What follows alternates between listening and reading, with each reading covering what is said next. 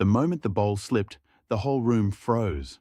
Lobster bisque, burning, thick, absurdly expensive, splashed down a black suit like molten paint.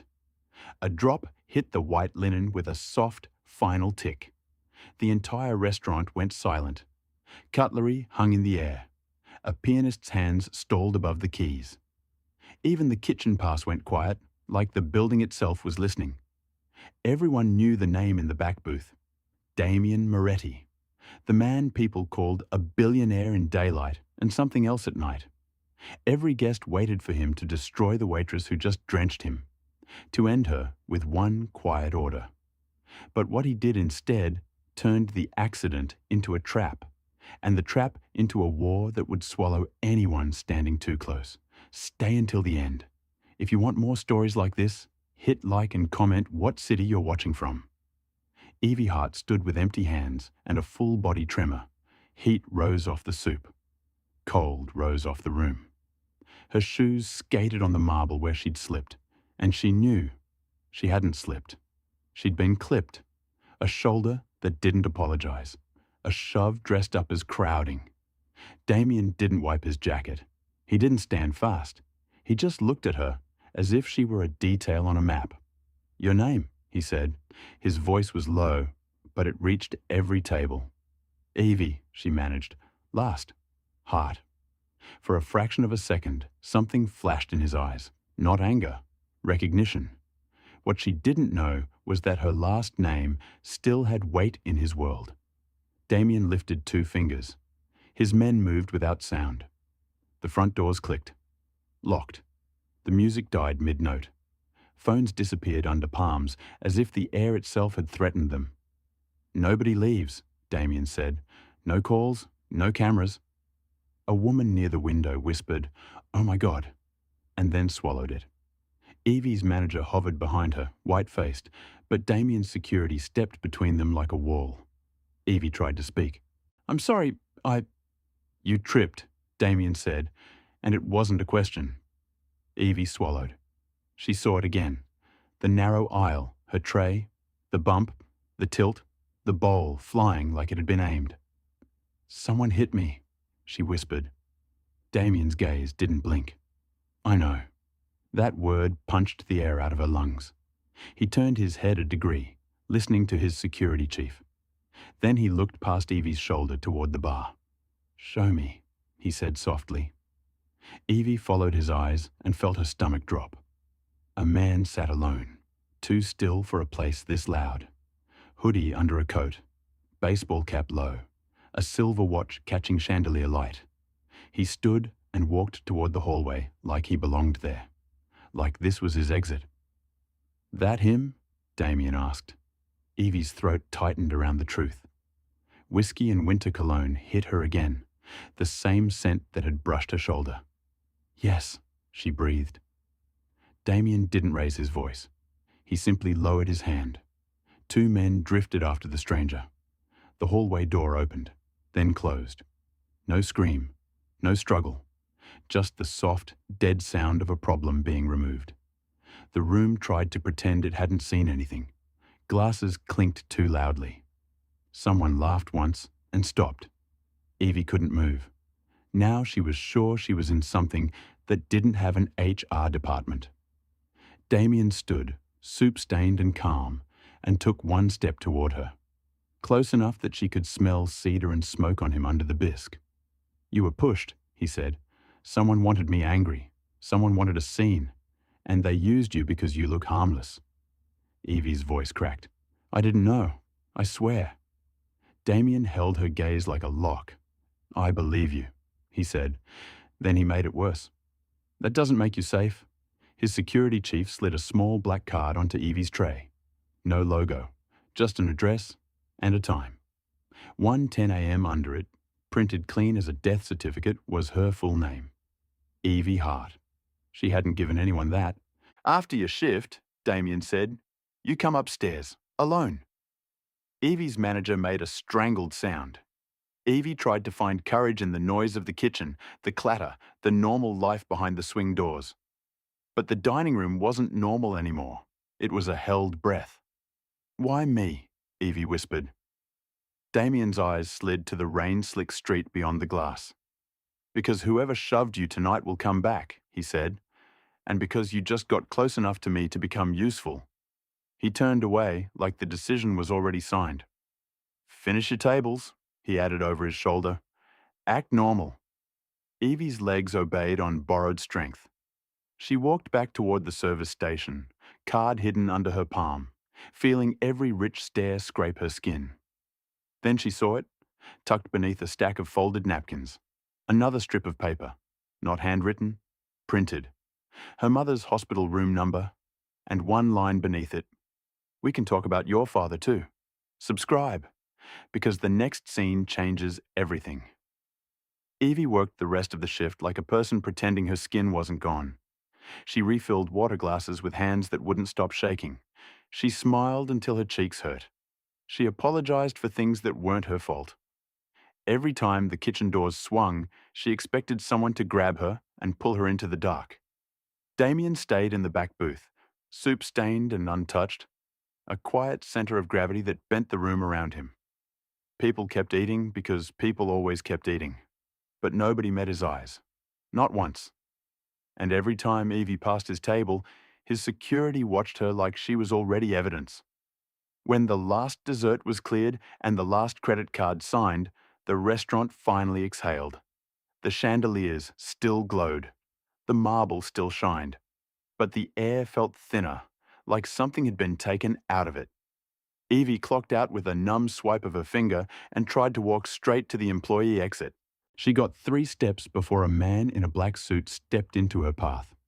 No aggression, no smile, just presence. "This way," he said. Evie glanced back toward the kitchen, toward the noise, toward normal. Another man appeared behind her, close enough that she could feel his body heat through her uniform. They didn't touch her. They didn't have to. The hallway to the private floors was carpeted thick, swallowing the sound of her shoes. The walls were lined with framed black and white photos of famous people pretending they'd never been afraid. A door opened without a knock. Warm light spilled out. Whiskey, leather, a low hum of refrigeration from a hidden wine wall. Evie stepped inside, and the door shut with a soft click that sounded too final. Damian Moretti stood near a table set for 2, jacket off, dress shirt rolled at the forearms. The bisque stain was gone, but the damage wasn't. A faint red mark bloomed along his wrist where the soup had burned him. He didn't mention it. That was what made it worse. He looked at Evie like he'd been waiting for her all his life, and not in any way she'd ever wanted. "Sit," he said. Evie didn't sit. "I want to go home." Damian's gaze flicked to the men by the door. They didn't move. "You can," Damian said, "if you want to be alone on the street after someone used you to get to me." Evie's stomach tightened. "I didn't do anything." "That's the point," he said, calm as a man reading the weather. "You were clean, you were random, you were disposable." He stepped closer, and for the first time, Evie noticed the little things that didn't belong in a restaurant. The thin wire in his ear. The way the corners of the room weren't empty, just quiet. The faint red dot of a camera lens tucked into a smoke detector that clearly wasn't for the kitchen. Damian set a small tablet on the table and tapped the screen. A grainy overhead view of the dining room appeared. Evie saw herself moving down the aisle, saw the tray, saw the bowl, saw the shoulder that brushed her. Except now, slowed down, it wasn't a brush. It was a sharp turn, a deliberate hip check. Her body pitched exactly as if someone had hooked a finger into her balance and pulled. "That's not an accident," Damian said. Evie stared at the frozen frame. The stranger's cap was low, but the watch flashed again, bright as a signal. "He wanted you to spill it," Evie whispered.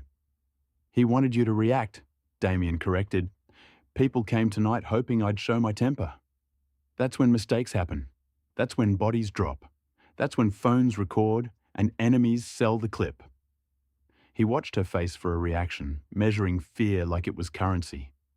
"But I didn't give them the scene." Evie swallowed hard. "So why am I here?" Damian's eyes lowered, just for a second, to the name tag still clipped to her chest. Evie, like she was only half a person. "Because you're the only honest thing in that room," he said. "And honesty is rare." His voice softened by 1 degree, which somehow felt like a threat too. "Someone inside my house is leaking me. I'm closing every door. You walked in through one I didn't control." Evie shook her head. "I'm a waitress. I don't know anything about your house." Damian's mouth barely moved. "You know what people do when they're nervous. You know who watches who. You know who flinches when a name is said." He leaned in slightly, close enough that Evie could see a faint scar near his jawline, old and clean, like history filed down to a line. "And you already saw the man who pushed you." Evie's voice turned small. "You already got him." Damian held her gaze. "I got the man who did it," he said. "I didn't get the man who ordered it." The words sat on the table between them, like a weapon laid down and not unloaded. Evie forced air into her lungs. "What do you want from me?" Damian's fingers tapped once on the tablet, a single sound in a quiet room. "I want you to stand near me tonight," he said. "Not as a waitress, as a mirror. I want you to watch my people and tell me what you see." Evie blinked. "Tonight?" Damian's eyes didn't flicker. "Right now." Evie took a step back, her spine pressing into the comfort of distance that didn't exist. "No," she said. It came out breathy. "I'm not doing that. I'm going home." Damian didn't stop her with his hands. He stopped her with a sentence. "Your mother's name is Linda Hart," he said, as casually as if he'd read it off the menu.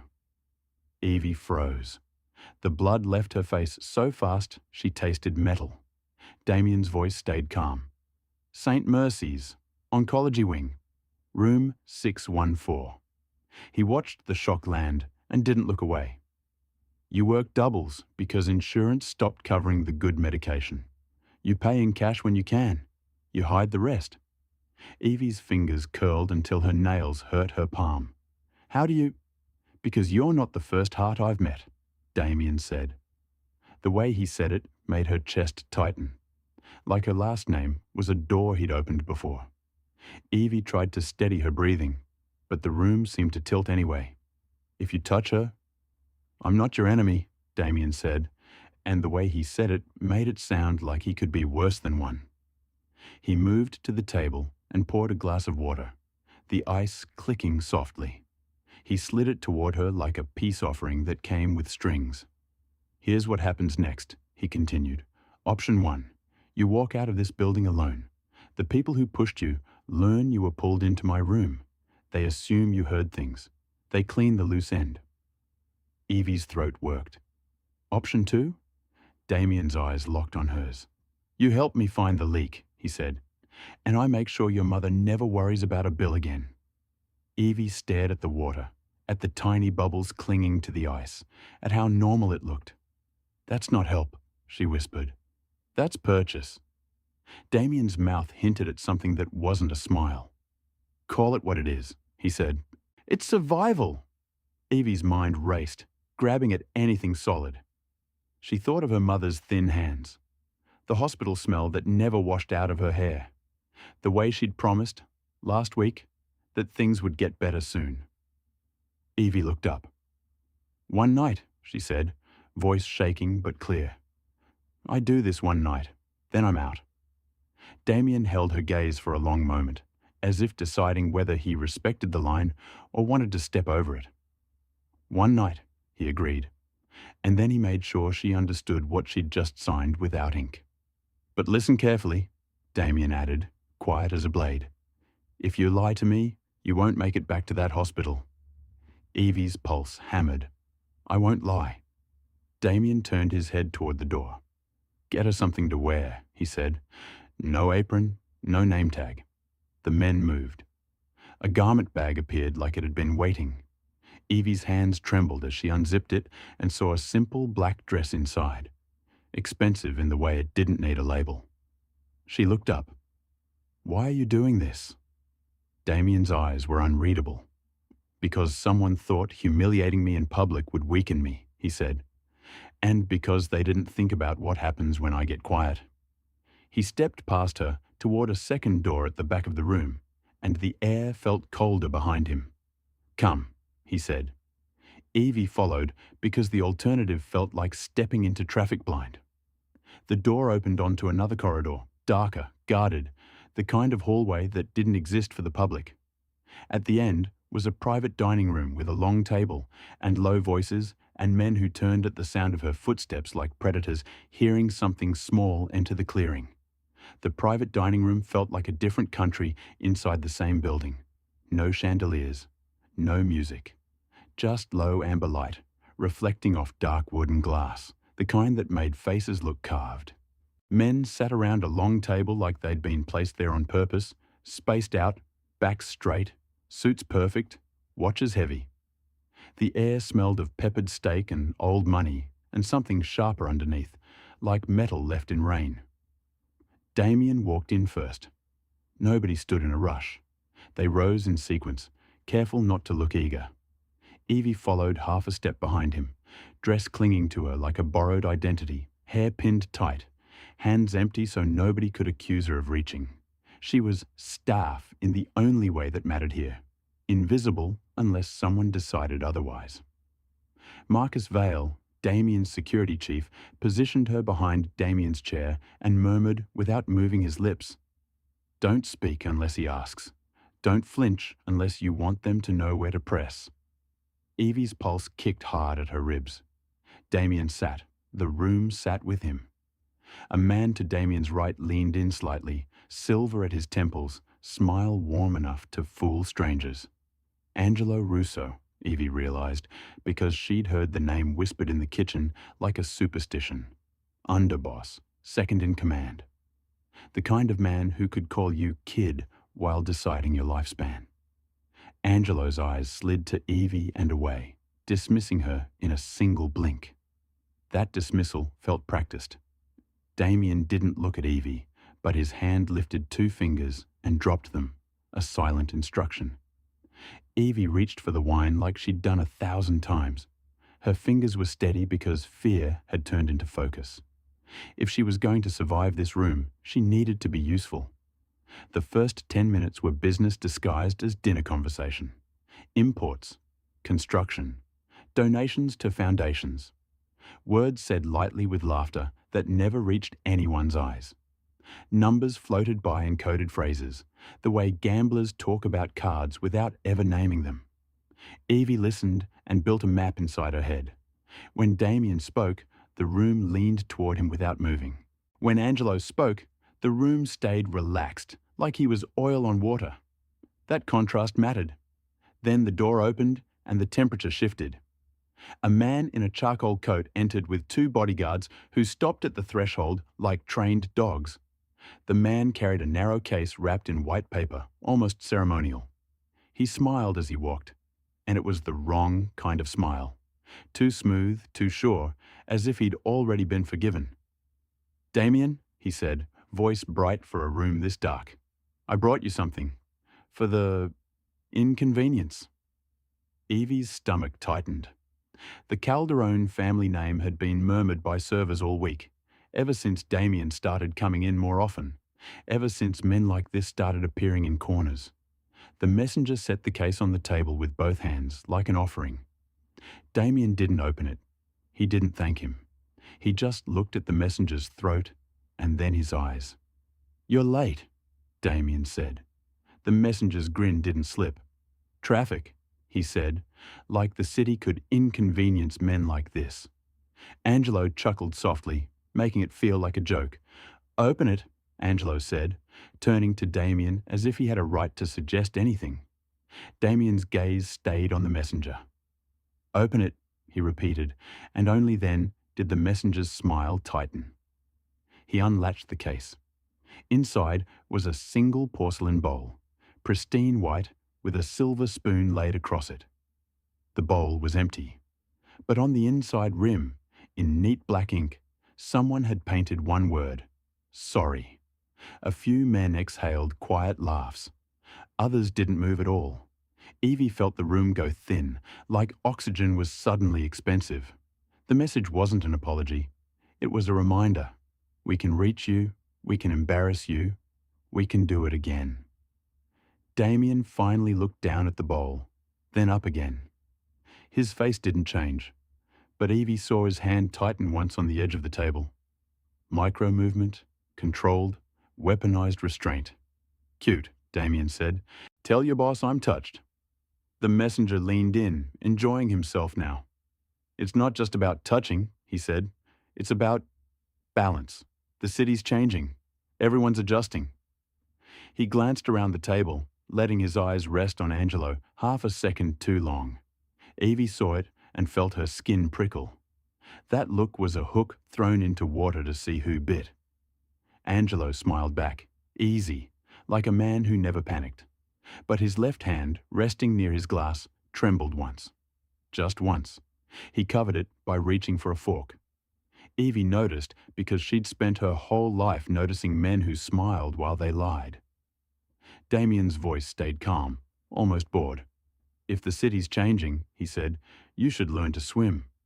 The messenger laughed politely, but his eyes were hard. "We're all swimming," he said. "Some people just don't know who's holding their ankles." The table went silent for half a beat. Then conversation resumed in a different key, sharper, careful. Evie poured wine and watched. She watched who didn't drink, who kept checking the door, who looked at Damian, then at Angelo, like they were measuring which side would win if the room caught fire. She watched Damian's men in the corners, still as furniture, hands never far from their jackets. She watched Angelo's smile stay perfect, too perfect. Marcus Vale drifted behind her like a shadow and murmured, "Eyes open."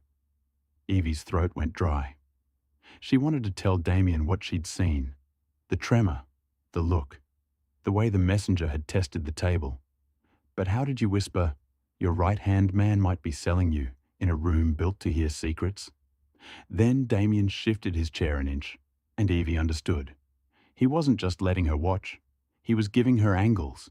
He was making space for her to see what he pretended not to. Dinner moved to documents without ever being called that. A thin folder appeared near Damian's plate, as if it had always been there. Angelo pushed it toward Damian with 2 fingers. "The charity numbers," he said softly. "Clean. Like you asked. Clean." Evie's eyes flicked to the folder, and she felt something cold settle in her stomach. She'd done bookkeeping for a small cafe once, years ago, before bills and hospital visits ate her life. She knew what clean looked like. This wasn't clean. This was polished. Over-polished. Like someone had scrubbed fingerprints off glass too carefully. Damian opened the folder. He scanned. He didn't react. He slid one page out, set it down flat. Evie caught a glimpse of columns, donor lines, expenses, a foundation name that sounded harmless. The numbers were round in the wrong places. Too many zeros. Too many miscellaneous. And one thing that made her breath catch. A wire code she recognized from late-night panic calls with creditors, the kind that came with frozen accounts and sudden deadlines. Margin, Evie thought, without meaning to. Angelo's eyes snapped to her. Not hostile, curious, like he'd finally noticed the object in the room had teeth.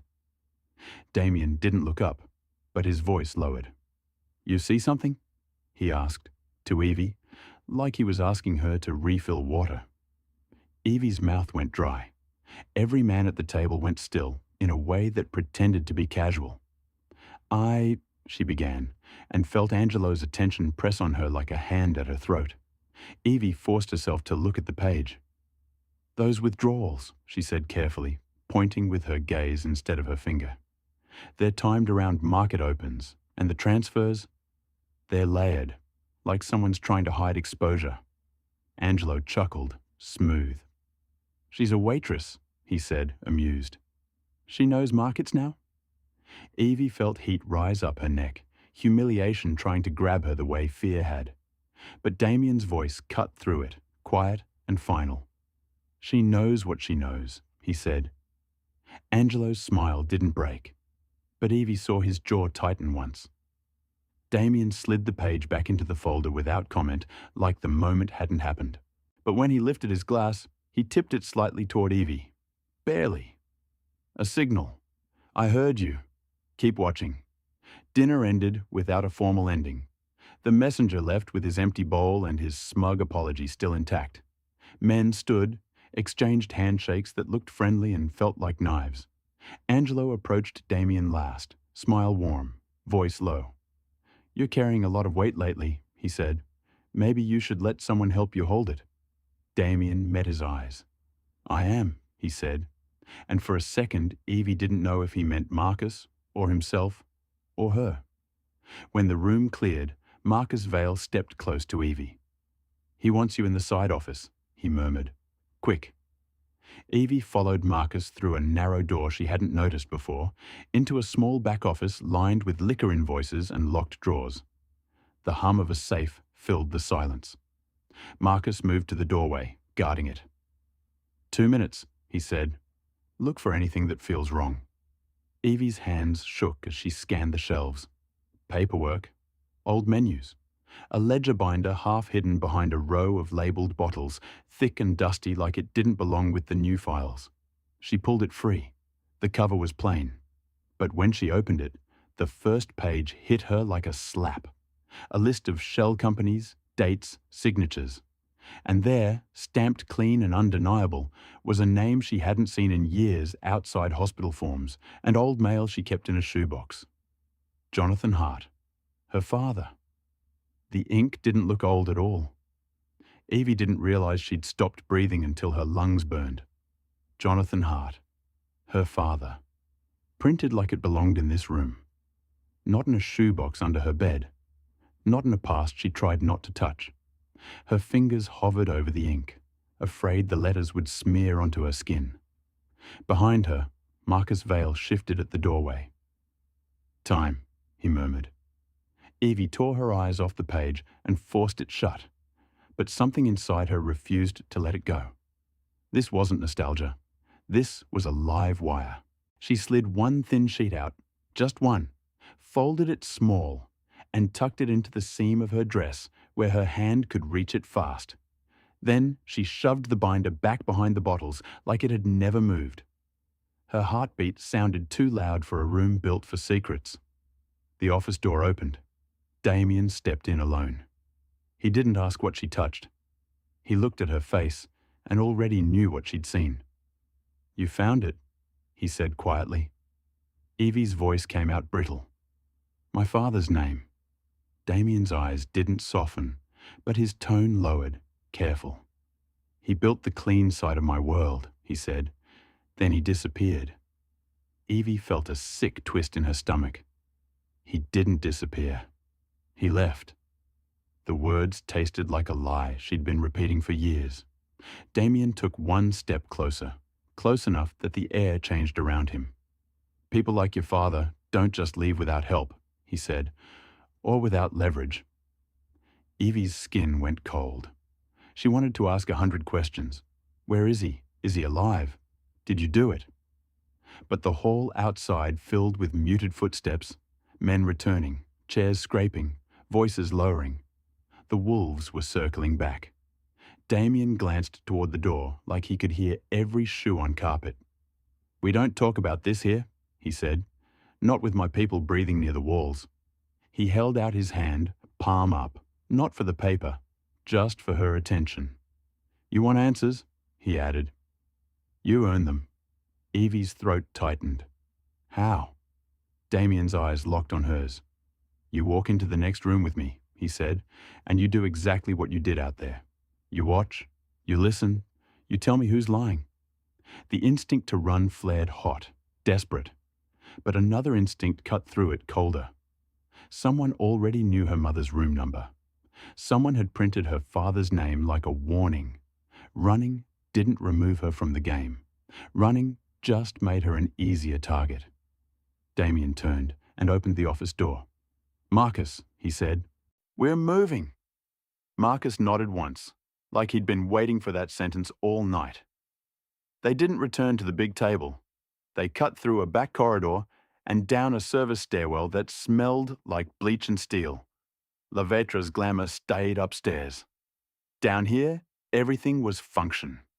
Evie followed, heels clicking softly, trying not to let fear turn into noise. Damian walked like the building belonged to him, like every locked door had already agreed. When they reached the garage entrance, two black SUVs waited with engines idling, exhaust curling into the cold air. Rain had started again, tapping the concrete like fingers. Damian stopped under the harsh fluorescent light and looked at Evie like he was measuring what she could carry without breaking. "You're going to deliver something," he said. Evie blinked. "Me?" "An envelope," Damian replied, "to a neutral broker. Midtown. 10 minutes. Marcus's gaze flicked to Damian, then to Evie, tight. Evie felt it. The tension that didn't belong to a simple errand. "Why can't your men do it?" she asked. Damian's voice stayed calm. "Because this is a test," he said. "Someone pushed you to spill soup on me in public. Now they'll want to see how I respond in private. They'll be watching what I protect." Evie's mouth went dry. "You're using me as bait." Damian didn't deny it. "They already chose you as bait," he said. "I'm just holding the line." He stepped closer and pressed a thick cream envelope into her hand. Heavy. Not with paper. With something flat and hard inside. A drive, maybe. A key. "You do not open it," he said. "You do not lose it." Evie's fingers curled around it. The paper felt too smooth, too expensive. "And if something happens?" she forced out. Damian's eyes didn't blink. "If something happens," he said, "you stay alive." That wasn't comfort. It was instruction. Marcus opened the rear door of the first SUV. Evie slid in. Leather, new car smell. A faint trace of cologne that didn't belong to her life. Two men sat across from her, faces blank, hands relaxed in ways that weren't relaxed at all. Damian didn't get in. He remained under the garage light, watching the car like he was sending a piece of himself into danger on purpose. As the door shut, Evie caught his last look. It wasn't possessive. It wasn't kind. It was precise. Like a man placing a chess piece exactly where it needed to be. The SUV rolled out into the wet city. Manhattan at night was neon and puddles and reflections that lied. Streetlights smeared across the windshield. Wipers snapped back and forth like a heartbeat you couldn't control. Evie held the envelope against her thigh, feeling the hard shape inside, wondering how many people would kill for it. The driver didn't speak. The radio was off. Silence made every sound louder. The tires hissing on rain, the distant sirens, the faint click of a turn signal. Then Evie noticed a car behind them. Black sedan. No plates visible, keeping perfect distance. Every light they hit, it hit.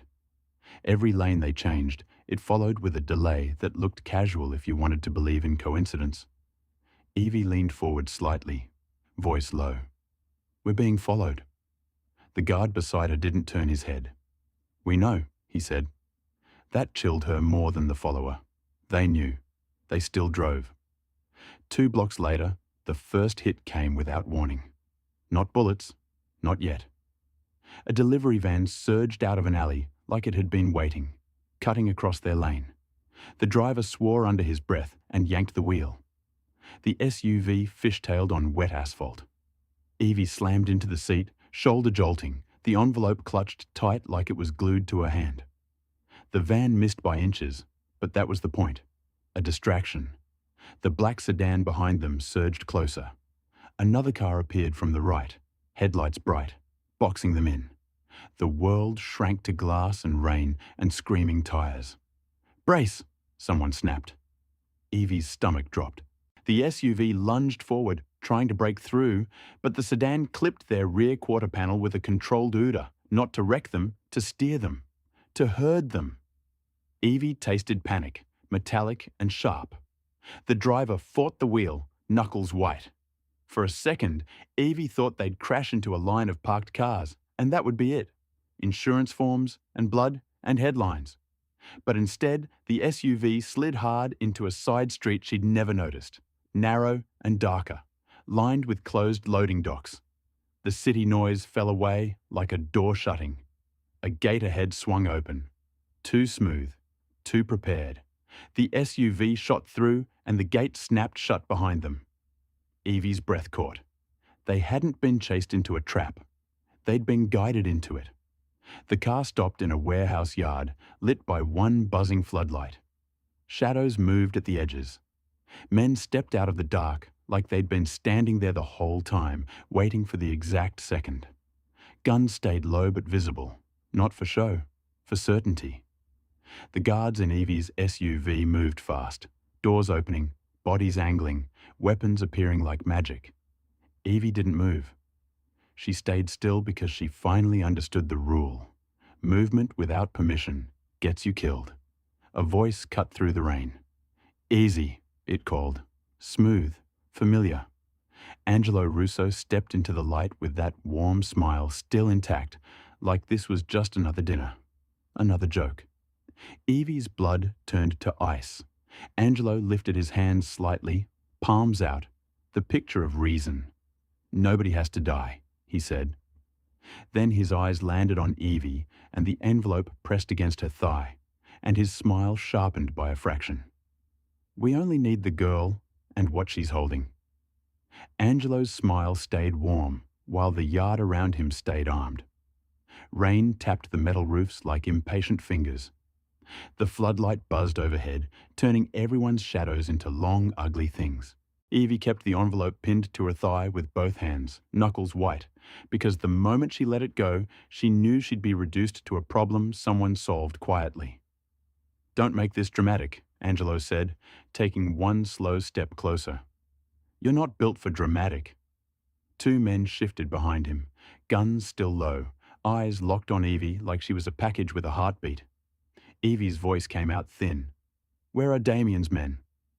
Angelo's grin sharpened. Busy, he said. Confused. Loyal to the wrong person. Like always. What she didn't know was that Angelo had rehearsed this. The van, the gate, the open yard, the line he'd use when she begged. Hand it over, he continued, softer now, like he was offering mercy. And you go back to pouring drinks and visiting your mother. You keep breathing. You keep pretending tonight never happened. Evie's stomach turned at how easily he could say her mother. Like Linda Hart was a bargaining chip he'd already touched. You knew my name, Evie whispered. You knew everything. Angelo tilted his head. Of course I did, he said. Your father was a genius with numbers, a little too brave. He left a few doors unlocked when he ran. Damian's been staring at the locks ever since. The word ran cut. Evie felt heat rise behind her eyes, anger trying to drown fear. He didn't run, she said. He vanished. Angelo's smile never blinked. Same thing in our world. He reached out, palm open, like a man asking for a dance. Envelope, he said again. Evie didn't move. The yard went quieter, the way it does right before a storm breaks. One of Angelo's men raised his gun a few inches. Evie's breath hitched, and then a new sound slid into the space, low and controlled. Tires, not screeching, not rushing, just arriving like a decision. A black SUV rolled through a side gate Evie hadn't noticed, headlights off, moving by memory. Angelo's men reacted on instinct, muzzles turning. Angelo didn't flinch. He only sighed, almost disappointed, like the night refused to follow his script. The SUV stopped. A door opened. Damian Moretti stepped out into the rain as if rain owed him an apology. No jacket. Shirt darkened at the shoulders. Calm face. Cold eyes. Behind him, Marcus Vale appeared like a shadow given a body, weapon ready but not trembling. Damian looked at Angelo, then at Evie, then at the envelope, and his voice landed soft as velvet and heavy as stone. You're late, he said. Angelo laughed lightly. Traffic, he replied, copying the exact excuse his messenger had used earlier, and the joke died in the air.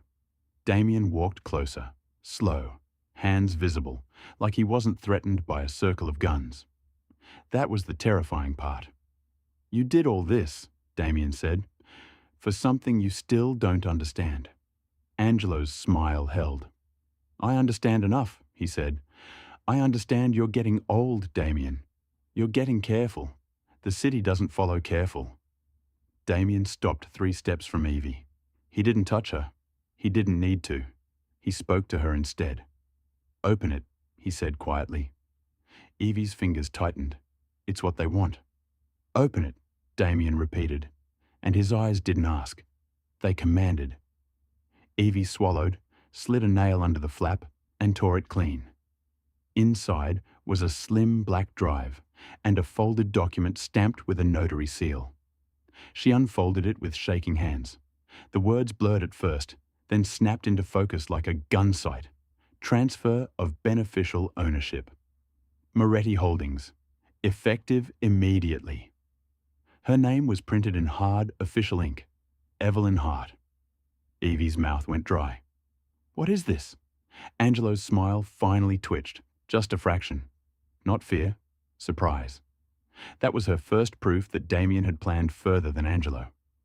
Damian's voice stayed low.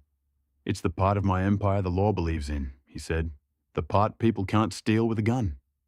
He looked at Angelo. You can't take it from her without making it public. Angelo's eyes flicked to the document, calculating, and Evie saw the second the math turned against him. You signed your company to a waitress? Angelo asked, and the warmth in his tone curdled. Damian's gaze didn't move. Not a waitress, he said. A heart. The word hit Evie like a door unlocking in her chest. Damian's eyes cut back to her for the first time with something close to honesty. Your father built the legal spine, he said. He also built a kill switch, a way to move it all, if the wrong hands ever took my chair. Angelo's jaw tightened.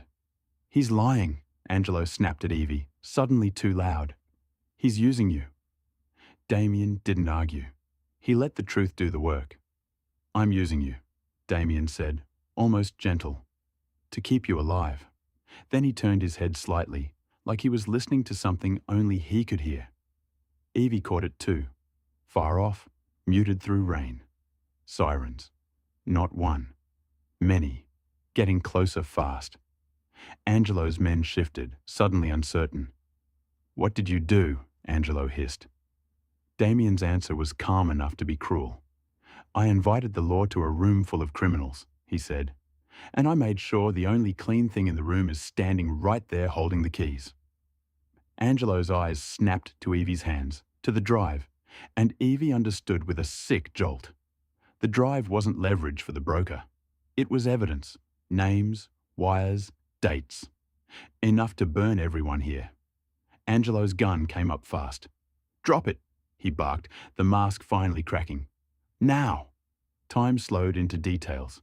Rain sliding off a barrel. Marcus's finger tightening. Damian stepping half a pace in front of Evie without looking heroic, only efficient. Evie's breath caught because she realized Damian wasn't protecting her out of kindness. He was protecting a legal firewall he'd just created with her name. A flash of blue light washed the warehouse walls, then red, then white. Sirens screamed into the yard like the city itself had been waiting for permission. Someone shouted, "Police, hands up!" And suddenly, everyone with a gun had to decide what they feared more, bullets or cages. Angelo's men scattered. One fired into the air in panic.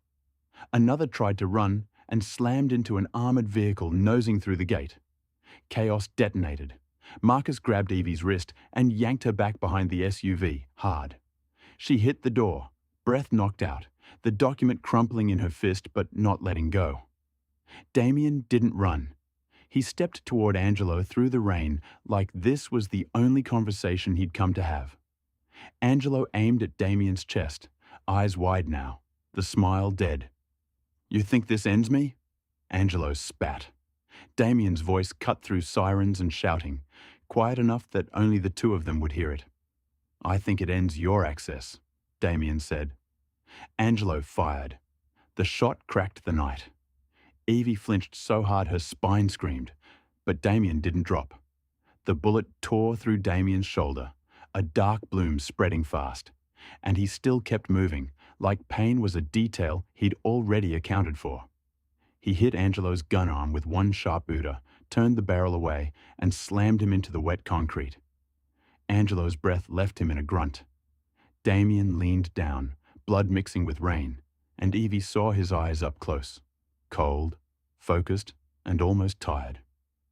"You made one fatal mistake," Damian murmured. "You thought I'd protect my throne." He looked toward Evie. 1 second. A clean look that felt like a final instruction. Then Damian vanished into the smoke and flashing lights, pulled backward by his men through a side exit as if he'd never been there at all. The police surged in. Hands hit the ground. Men shouted names like prayers. Angelo was dragged up, furious, soaked, screaming at Evie like she'd stolen something holy. Evie stood shaking behind the SUV, document in one hand, drive in the other, sirens painting her skin different colors, and she understood the flip. She wasn't collateral anymore. She was the legal owner of the clean empire, the one thing nobody in cuffs could touch tonight. Dawn came ugly and pale. Evie walked into St. Mercy's with damp hair and eyes that hadn't slept, handed the billing desk a new card number and a signed letter, and watched the clerk's face change when the payment went through without a question. In her mother's room, Linda Hart slept with an IV humming softly, unaware the world had cracked open. Evie stepped back outside as the sun hit the glass towers and made them look innocent. Her phone buzzed once with an unknown number. No name, just one message. "Now no one can bury you, not even me."